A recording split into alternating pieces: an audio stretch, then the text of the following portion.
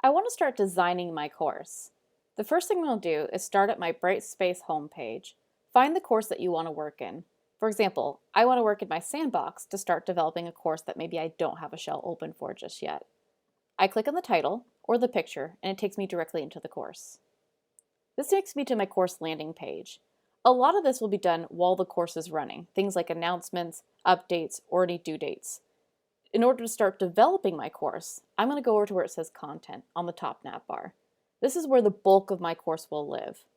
The first step is the overview.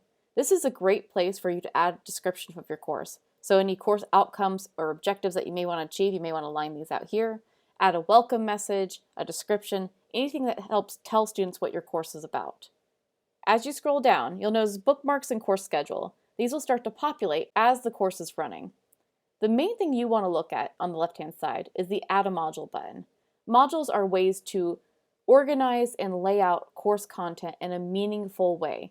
So this could be by week or an area of time like a month, or it could be by a topic based. For example, if I'm doing an Intro to Psych class, I may want to make my first module, What is Psychology?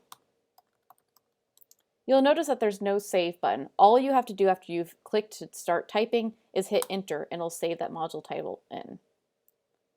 Once you've created a module, it'll show up on the right-hand side. So all of your modules will be listed out here on the left and the module content will show up on the right-hand side.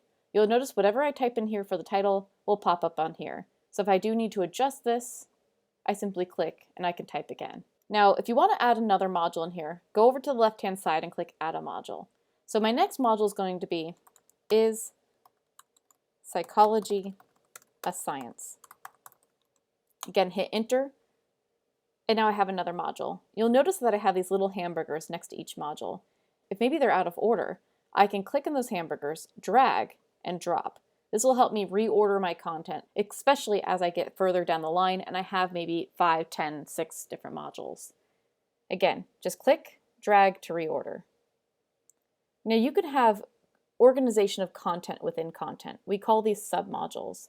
So as I click on my module, What is Psychology, opens up here on the right-hand side, you'll see the button Add a Submodule. Again, this is organization within the module itself.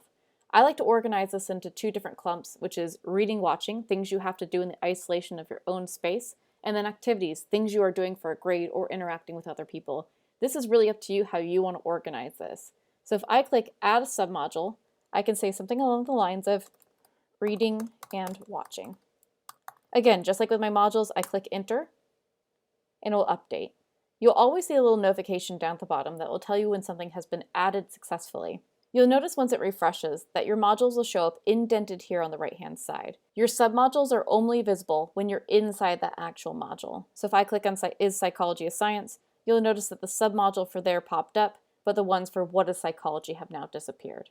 So if I click back on What is Psychology, those ones expand out, and the ones under Is Psychology a Science disappear. So if I click on where it says Reading and Watching, that's going to be my submodule. I can also click on the parent module and see both submodules at once. You see them as little boxes right within the content itself. This is a good way for you to organize content so students know what is expected or what they're looking at.